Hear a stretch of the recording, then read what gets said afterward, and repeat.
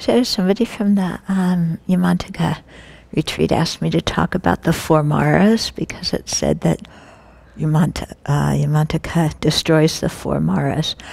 So the four Maras are, let's see if I can remember them, the afflictions, okay, the five polluted aggregates, death, and then this other one that's called the son of the gods.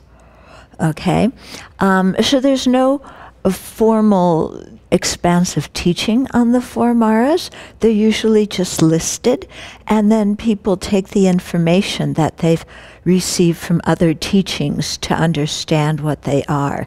So, for example, the first one with the afflictions, then, we've all been through the low-rig studies of the 6 root afflictions, the 20 auxiliary afflictions.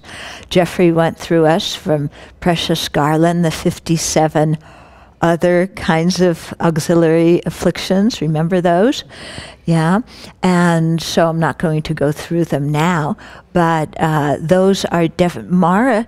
Mara is something that interferes with liberation. So, being the cause of cyclic existence, the afflictions are definitely a Mara, okay? And the chief of the Maras, of course, is ignorance, and within ignorance, the view grasping I and mine, the view of the personal identity, what the Tibetans call jigta, that's the primary one. Okay, and then the second one is the 5 aggregates, so that refers to this.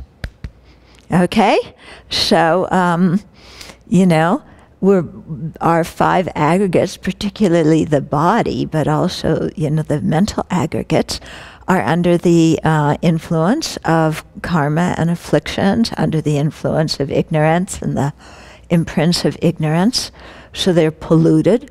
They arose from a cause that was polluted by ignorance. They're the basis of, especially our body, is the basis of a lot of pain and obstacles this life. It's the basis of our creating another, continuing to create identities and holding on to this view of a personal identity. And, our body is one of our chief objects of attachment that we worry about, that we don't want to separate from, that we do somersaults and cartwheels to try and make comfortable, even though it is never satisfied and comfortable, is it? Yeah? So, so the 5 aggregates are, the polluted 5 aggregates are definitely an obstacle to liberation. And then, so you have the afflictions which produce the 5 aggregates, okay?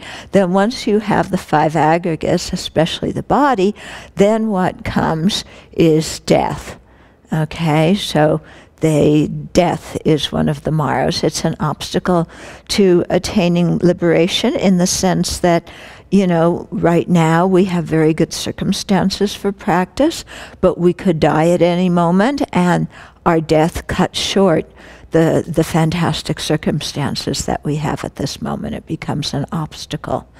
Yeah. And also because even though death is natural, it's not sinful or negative, it's not something that people look forward to. Yeah. So it's one of the Maras. And then the last Mara, they call the son of the gods, okay?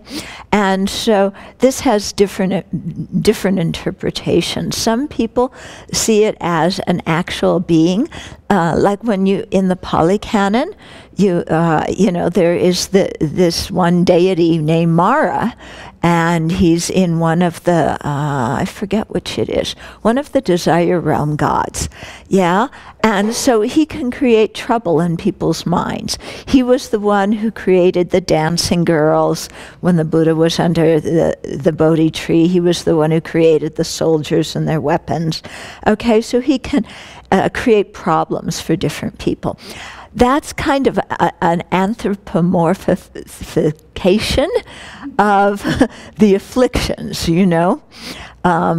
kind of putting them out there as, in the same way that we speak of the Lord of Death, we anthropomorphize, other kinds of things and make them as if they were different beings with consciousness. But what this last one is like when somebody, they've been practicing Dharma very well, then they lose interest. They, you know, maybe if they're a monastic, they relinquish their ordination. You know, if they're a lay person, they forget their 5 precepts. They just go back to drinking and drugging and lying around, and you know the story.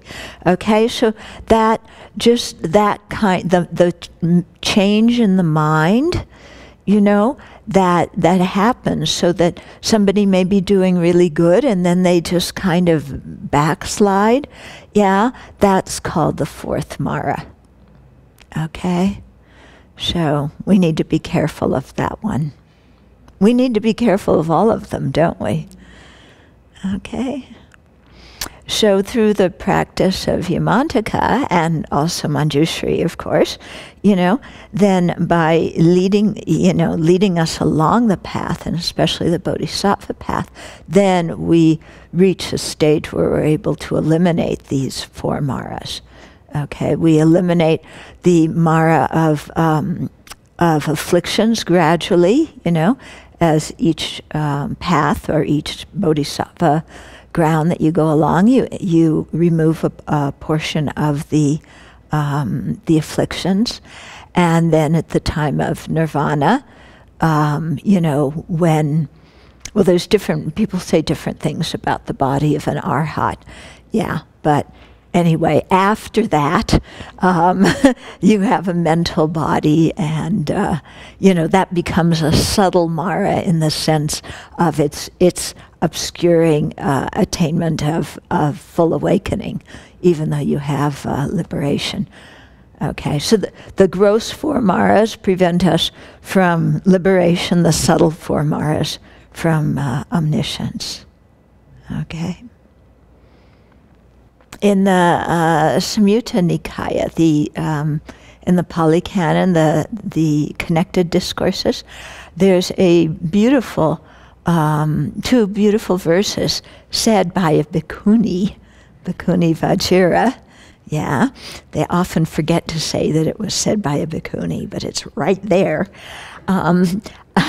Where Mara, you know, the personification of obstacles, is you know, trying to entice her into, you know, building up her personal identity and afflictions and everything like that. And she turns to Mara and she says, you know, the view of a personal identity is a demonic view. That view is Mara, you know, and I'm having no part of it. So, and then Mara vanished. You know, he couldn't handle it. So the Tibetans actually quote these 2 verses quite a lot. Yeah, when they teach about it. They don't know it was taught by a bhikshuni. But it was. Or if they know, they never mention it. So let's vanquish the 4 maras.